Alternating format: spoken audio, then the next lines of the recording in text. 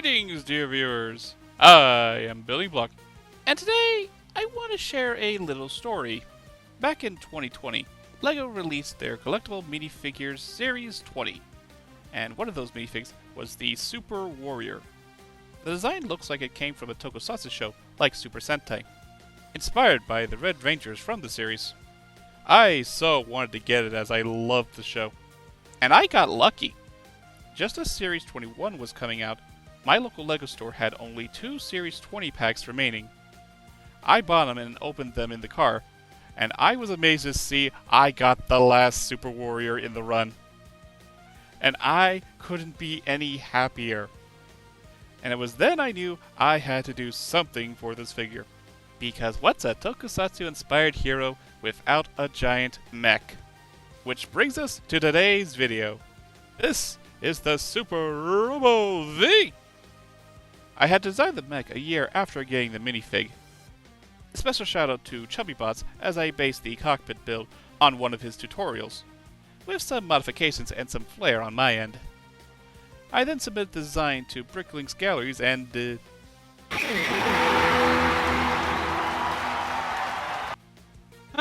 apparently even the staff liked my design. Anyways, you may notice some differences here and there. That's cause over the years I made some modifications from the original design. The design is based on mecha shows including Gundam and Super Sentai, while keeping with the minifig's color scheme of red, white, black, and gold, with translucent bright green for the sword and the head crest. The chest opens up to allow the minifigure in, though it doesn't fully close when the minifig is in. Oh well, not too bad. Got some nice armored detail like the shoulders and forearms, as well as the hip armor and shins. The torso has these gold ingots for abs. I'm quite pleased with how I did the head, with black round plates and tiles to look like a curved visor, and this gold V-fin and mouthguard. On the back is this jetpack. You got these thrusters down here, which are adjustable. I even put vent details on the top. The jetpack is also removable, but I think it looks better on. Articulation-wise, head is on a ball joint. The base of the neck is on a hinge, so you got a pretty good range of movement. Shoulders are on a ball joint and can go out that far. The biceps are on a friction swivel. Fun fact, the engineering for the shoulder and bicep is actually the same engineering I did for my model. Anyways, elbow is on a ball jointed hinge, and the hands are the same ball joint hand pieces introduced in Hero Factory. Soft ratchet swivel at the hips. These hip armored pieces are on hinges so they can move out of the way to allow leg articulation. The thighs are simple Hero Factory frame and armor pieces with tight socket joints. Hips are on ball joints so they can go out this far and back that far. And as Shelby the Hung would say, beautiful spread!